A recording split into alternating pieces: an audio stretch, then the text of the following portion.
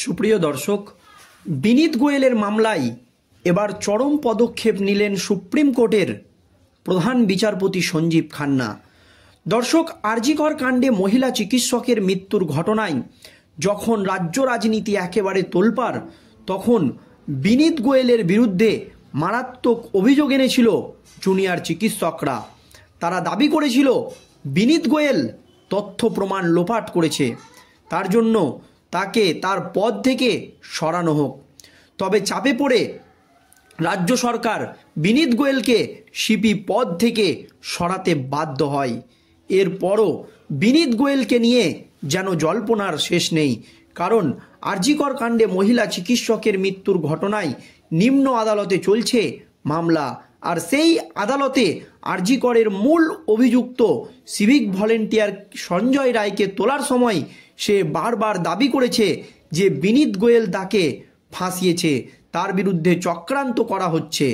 বিনীত গোয়েলকে গ্রেপ্তার করে কেন সিবিআই জেরা করছে না, এই প্রশ্ন তুলে দিয়েছেন যখন সিভিক ভলেন্টিয়ার সঞ্জয় রায়, তখন সুপ্রিম কোর্টের প্রধান বিচারপতি সঞ্জীব খান্না বিনীত গোয়েলের মামলায় একেবারে চরম পদক্ষেপ। দর্শক, এর আগে বিনীত গোয়েলের মামলাটি ছিল কলকাতা হাইকোর্টে, তারপর এই মামলা গড়ায় সুপ্রিম কোর্ট পর্যন্ত। আর এতেই চরম পদক্ষেপ সুপ্রিম কোর্টের বিচারপতি সঞ্জীব খান্নার। যদিও রাজ্যের একাধিক দুর্নীতি ইস্যুতে কঠোর পদক্ষেপ নিয়েছে কলকাতা হাইকোর্টের বিচারপতিরা, আর এবার বিনীত গোয়েলের মামলায় কলকাতা হাইকোর্টের বিচারপতিকে একেবারে চরম পাওয়ার দিলেন সুপ্রিম কোর্টের বর্তমান প্রধান বিচারপতি সঞ্জীব খান্না। ঠিক কি হয়েছে সুপ্রিম কোর্টে দর্শক দেখুন। কলকাতার প্রাক্তন পুলিশ কমিশনার বিনীত কুমার গোয়েলের বিরুদ্ধে দায়ের হওয়া মামলা প্রত্যাহার করার অনুমতি দিল সুপ্রিম কোর্ট। আরজিকর কাণ্ডে নির্যাতিতার নাম প্রকাশ করার অভিযোগে কলকাতা হাইকোর্টে প্রথম একটি জনস্বার্থ মামলা হয় বিনীত গোয়েলের বিরুদ্ধে, সেটি হাইকোর্টে বিচারাধীন। এর মধ্যে সুপ্রিম কোর্টে চলা আরজিকর মামলার সঙ্গে নতুন করে বিনীতের বিরুদ্ধে একটি মামলা যুক্ত হয়। মঙ্গলবারের আরজিকর মামলার শুনানিতে সুপ্রিম কোর্টের বিচারপতি সঞ্জীব খান্না জানান, বিনীত সংক্রান্ত একটি হাইকোর্টে বিচারাধীন রয়েছে, তাই ওই আবেদনটি শীর্ষ আদালতে শুনানি হবে না। একই বিষয়ে সুপ্রিম কোর্টে মামলা দায়ের হওয়া নিয়ে হাইকোর্ট আগেই প্রশ্ন উঠেছিল, বা হাইকোর্টে আগেই প্রশ্ন তুলে দিয়েছিল যে সুপ্রিম কোর্টে নতুন করে মামলা দায়ের হওয়ায় বিনীত সংক্রান্ত মামলায় হস্তক্ষেপ করতে চাইছিল না কলকাতা হাইকোর্ট। সেই সময়ে মামলাকারী আইনজীবী মহেশ জেঠমালানি হাইকোর্টে জানান, শীর্ষ আদালত ওই বিষয়ে হস্তক্ষেপ করেনি, ফলে হাইকোর্টের তা শুনতে বাধা নেই। তবে এই বিষয়ে লিখিত নথি তখন হাইকোর্টের কাছে ছিল না, তাই হাইকোর্ট শুনানি চালিয়ে গেলেও সুপ্রিম কোর্ট থেকে লিখিত নথি নিয়ে আসার জন্য আইনজীবীকে নির্দেশ দেওয়া হয়েছিল। মঙ্গলবার সুপ্রিম কোর্ট থেকে ওই মামলা প্রত্যাহারের অনুমতি দিয়েছে প্রধান বিচারপতি খান্না, ফলে হাইকোর্টে ওই মামলার শুনানিতে আর কোনো সমস্যা থাকছে না। অনেকেই মনে করছে এই মামলায় এবার কলকাতা হাইকোর্টের প্রধান বিচারপতি টি.এস. শিবাজ্ঞানামকে খোলা পাওয়ার দিলেন সুপ্রিম কোর্টের প্রধান বিচারপতি সঞ্জীব খান্না বলে মনে করছেন আইনজীবীরা। কারণ কলকাতার প্রাক্তন পুলিশ কমিশনার বিনীত আরজিকর হাসপাতালে নির্যাতিতা তরুণীর নাম প্রকাশ করেছেন বলে অভিযোগ উঠেছিল।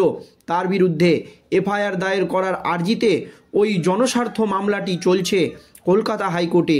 মামলাটি বর্তমানে বিচারাধীন রয়েছে হাইকোর্টের বিচারপতি টি.এস. শিবাজ্ঞানাম এবং বিচারপতি বিভাস পাট্টানায়কের ডিভিশন বেঞ্চে। টি.এস. শিবাজ্ঞানাম এবং বিভাস পাট্টানায়ক এর আগে রাজ্য সরকারের একাধিক দুর্নীতি ইস্যুতে চরম এবং কঠোর পদক্ষেপ নিয়েছেন এবং রাজ্য সরকারকে তুলোধনা করেছেন। আর এবার সেই কলকাতা হাইকোর্টের প্রধান বিচারপতি টি.এস. শিবাজ্ঞানামের হাতেই এই বিনীত গোয়েলের মামলা তুলে দিলেন।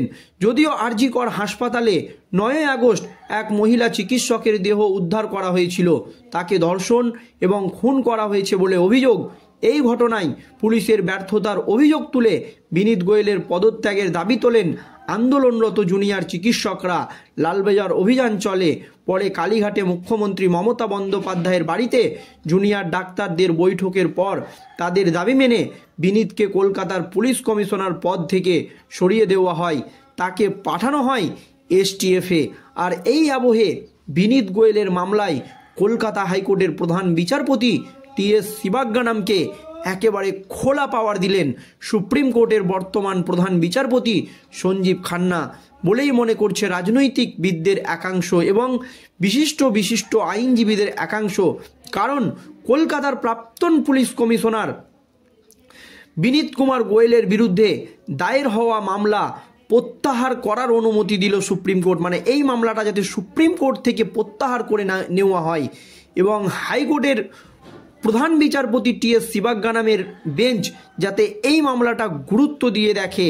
আরজিকর কাণ্ডে নির্যাতিতার নাম প্রকাশ করার অভিযোগ রয়েছে বিনীত গোয়েলের বিরুদ্ধে।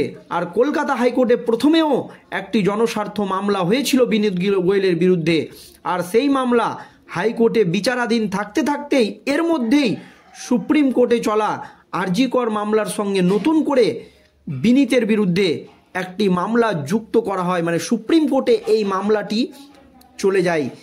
এক্ষেত্রে রাজ্যের শাসক দল তৃণমূল কংগ্রেস বা রাজ্য সরকার এর আগেও সুপ্রিম কোর্টে গিয়ে একাধিক মামলায় একাধিকবার স্বস্তি পেয়েছে।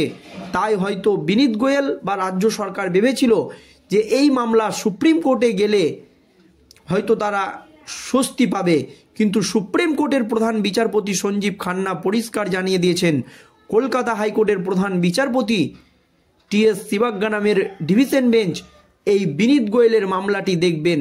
আর মঙ্গলবার আরজিকর মামলার শুনানিতে সুপ্রিম কোর্টের প্রধান বিচারপতি সঞ্জীব খান্না বিনীত সংক্রান্ত মামলাটি হাইকোর্টে বিচারাধীন রয়েছে, তাই আবেদনটি শীর্ষ আদালতে শুনানি হবে না বলে পরিষ্কার জানিয়ে দিয়েছে। এই বিষয়ে সুপ্রিম কোর্টে মামলা দায়ের হওয়া নিয়ে হাইকোর্টেই আগেই প্রশ্ন উঠেছিল, কিন্তু সুপ্রিম কোর্ট নতুন করে মামলা দায়ের হওয়ায় বিনীত সংক্রান্ত মামলায় হস্তক্ষেপ করতে চাইছিল না কলকাতা হাইকোর্টের বিচারপতিরা। কিন্তু সুপ্রিম কোর্টের এই নির্দেশের পর বিনীত গোয়েলের বিরুদ্ধে কলকাতা হাইকোর্টের প্রধান বিচারপতি টি.এস. শিবাজ্ঞানাম কী পদক্ষেপ নেয় সেই দিকে নজর থাকবে।